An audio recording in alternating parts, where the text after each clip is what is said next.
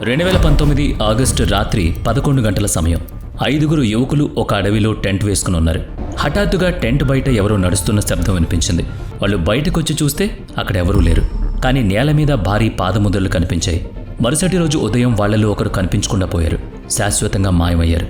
ఇప్పటికీ అతని ఆచూకీ దొరకలేదు. ఇది కథ కాదు, ఒక నిజమైన సంఘటన. ఆగండి, ఇప్పుడు నేను చెప్పబోయే విషయాలు మీ నిద్రను చెరగొడతాయి. ప్రపంచంలో ఇలాంటి అడవులున్నాయి. అక్కడికి మనుషులు వెళ్తారు కానీ ఎప్పటికీ తిరిగిరారు. అక్కడ ఇప్పటికీ భారీ వింత జీవులు దాక్కునే ఉన్నాయి. అక్కడ కోట్లాది విలువైన నిధులున్నాయి, కానీ దాన్ని ఎవరూ తీసుకోలేరు.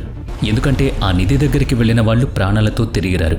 ఊహించండి, ఒక అడవిలో కంపాస్ పనిచేయదు, మొబైల్ సిగ్నల్స్ ఉండవు. ఒకసారి లోపలికి వెళితే దారి మర్చిపోతారు. అక్కడ ప్రతి సంవత్సరం వందలాది మంది చచ్చిపోతూ ఉంటారు. లేదా ఆలోచించండి, ఒక అడవిలో డైనోసార్ లాంటి జీవులు ఇప్పటికీ బ్రతికే ఉన్నాయి. స్థానికులు ఆ భారీ జంతువులను తమ కళ్ళతో చూశారు కూడా. కొన్ని అడవుల్లో రాత్రిపూట వింత శబ్దాలు వస్తాయి. ఆ శబ్దాలు మనిషివి కావు, జంతువులు కూడా కావు. కొన్ని అడవుల్లో చీకటిలో మెరుస్తున్న కళ్ళు కనిపిస్తాయి. అవి ఎంత పెద్దగా ఉంటాయంటే అవి ఏ ప్రాణివో అర్థం కాదు. అన్నిటికంటే భయంకరమైన విషయం ఒకటి ఉంది. ఈ అడవుల నుంచి తిరిగి వచ్చిన వారు పిచ్చివాళ్ళైపోతారు లేదా చస్తారు. ఈరోజు నేను మిమ్మల్ని ప్రపంచంలోని అత్యంత రహస్యమైన మరియు ప్రమాదకరమైన అడవుల యాత్రకు తీసుకువెళ్ళబోతున్నాను. అక్కడ సైన్స్ కూడా ఓడిపోతుంది. ఆ రహస్యాలు మాత్రమే గెలుస్తాయి. ప్రతి అడవికి ఒక ప్రత్యేక కథ, ఒక రహస్యం మరియు ఒక ప్రమాదం. కానీ ముందుగా ఈ యాత్రను మీరు నాతో పాటు పూర్తి చేయాలనుకుంటే ఖచ్చితంగా వీడియోని స్కిప్ చేయకుండా చూడండి. అలాగే సబ్స్క్రైబ్ అండ్ లైక్ చేయడం మాత్రం మర్చిపోకండి.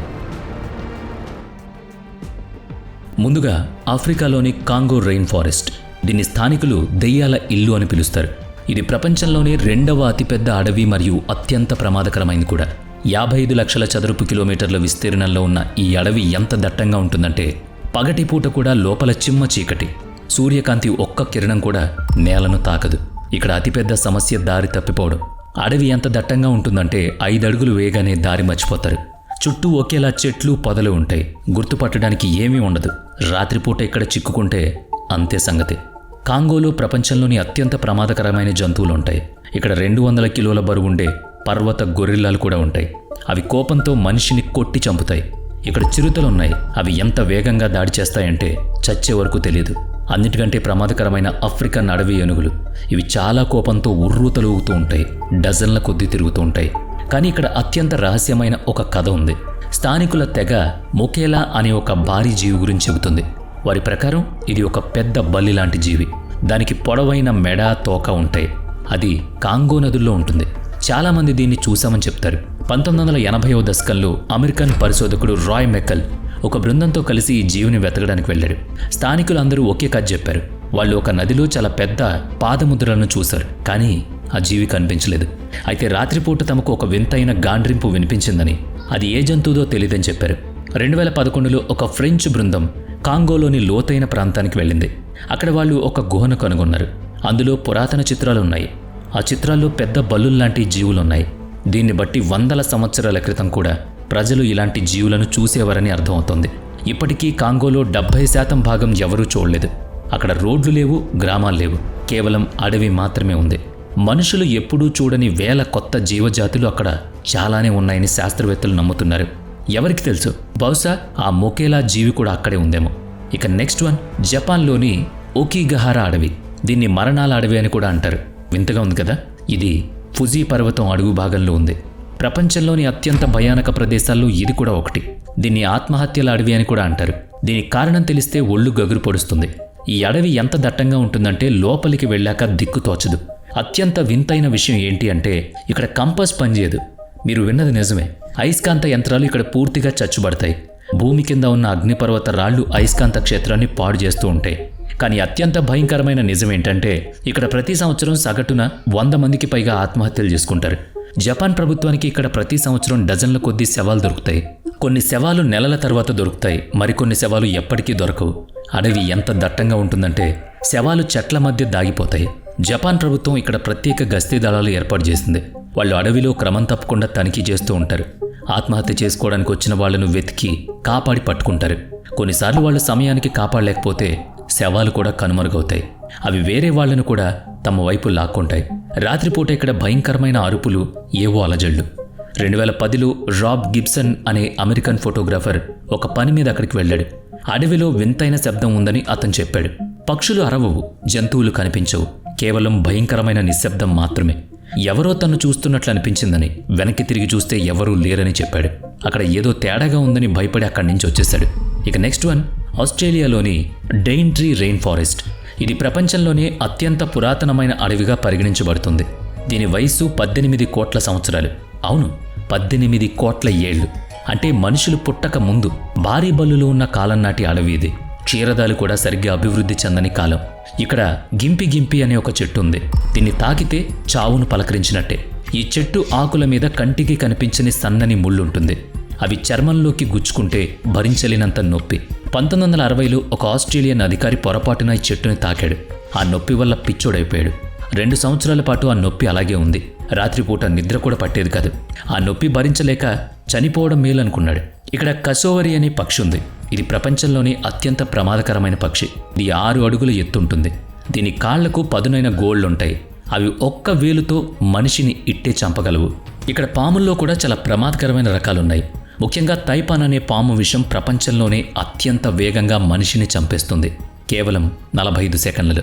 కానీ అన్నిటికంటే వింత విషయం ఏంటి అంటే, ఈ అడవిలో ఒక గుహ ఉందని, అక్కడ సమయం నెమ్మదిగా నడుస్తుందని ఆదివాసీలు చెబుతారు. ఎవరైనా అక్కడికి వెళితే గంటల్లోనే కొన్ని రోజులు గడిచిపోతాయి. వినడానికి ఇది పిచ్చిలా అనిపించవచ్చు, కానీ 1963లో జరిగిన ఒక సంఘటన దీనికి బలాన్ని చేకూర్చింది. ఒక పరిశోధకుడు 3 రోజులని చెప్పి ఆ గుహను వెతకడానికి వెళ్ళాడు. కానీ అతను 2 నెలల తర్వాత తిరిగి వచ్చాడు. అతను 2 లేదా 3 రోజులు మాత్రమే గడిచిందని, తరువాత వాచిలో కూడా అదే సమయం చూపిస్తుందని చెప్పడం ఆశ్చర్యకరం. ఇక తరువాత సైబీరియాలోని టైగా అడవి. ఇది ప్రపంచంలోని అతిపెద్ద అటవీ ప్రాంతం. ఇది రష్యా, కెనడా మరియు అలాస్కా వరకు విస్తరించింది. కానీ ఇందులో సైబీరియా వైపు ఉన్న అడవి చాలా భయంకరమైంది. ఇక్కడ అతిపెద్ద సమస్య భయంకరమైన చలి మరియు ఒంటరితనం.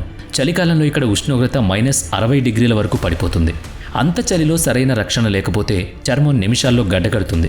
చలి కంటే ప్రమాదకరమైంది ఇక్కడ ఏకాంతం. ఈ అడవి ఎంత పెద్దదంటే కొన్ని రోజులు నడిచిన మనిషి కానీ పిట్ట కానీ కనిపించదు. ఇంత ఏకాంతంలో బ్రతకడం కష్టం కదా. కానీ టైగా అడవిలో అత్యంత రహస్యమైంది అక్కడ జరిగే వింత సంఘటన. 1959లో జరిగిన ఒక సంఘటన ఇప్పటికీ ఎవరికీ అర్థం కాలేదు. 9 మంది యువ పర్వతారోహకులు ఒక యాత్రకు వెళ్లారు.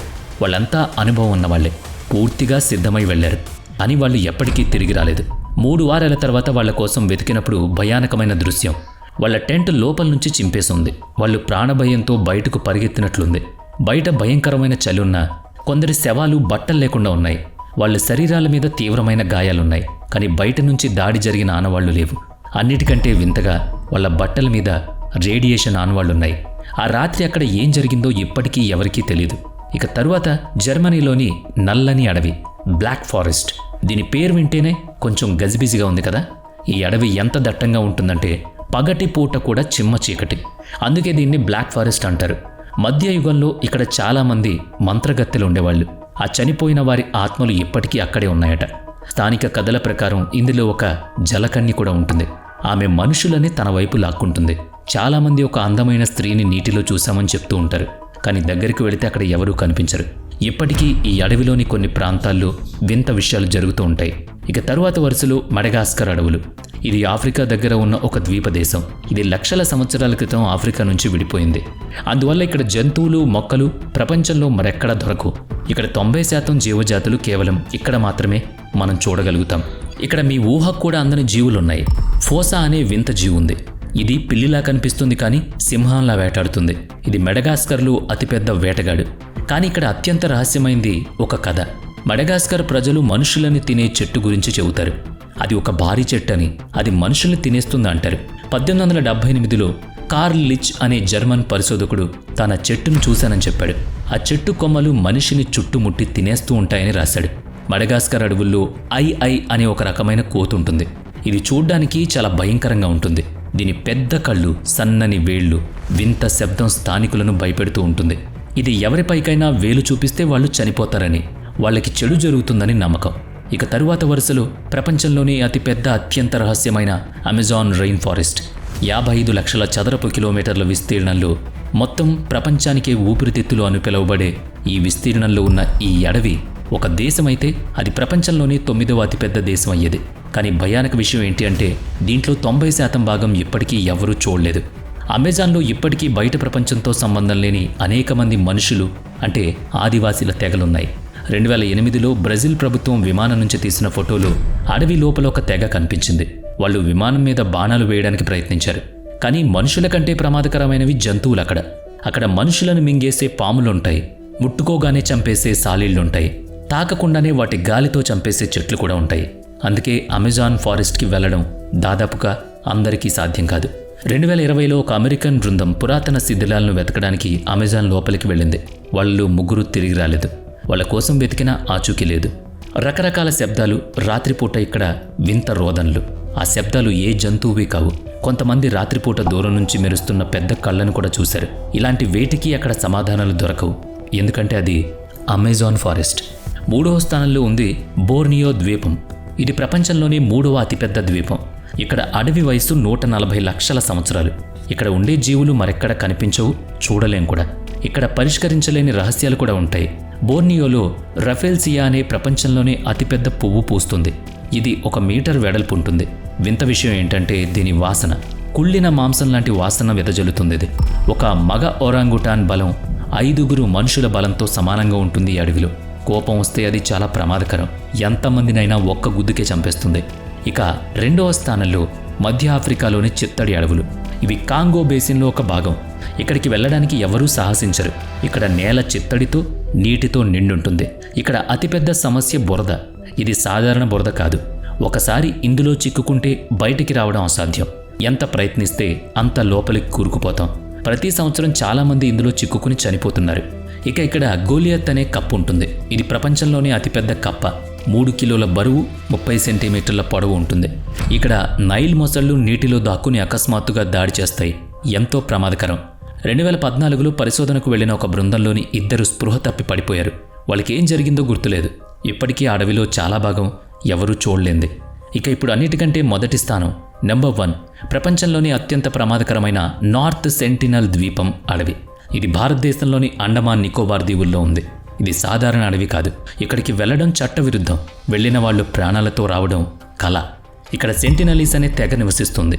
వీళ్ళు వాళ్ళ తెగ వాళ్ళు కాకుండా ఎవ్వరు వెళ్ళినా సరే బాణాలతో కొట్టి చంపేస్తారు. ఇక్కడికి వెళ్లడం నిషిద్ధం. ఎవరైనా వెళితే అది వాళ్ళ సొంత బాధ్యతే. ప్రభుత్వం కూడా వాళ్ళని కాపాడలేదు, కాపాడే పని కూడా చేయదు. 1991లో భారత ప్రభుత్వానికి చెందిన ఒక బృందం వీరితో స్నేహం చేయడానికి ప్రయత్నించింది.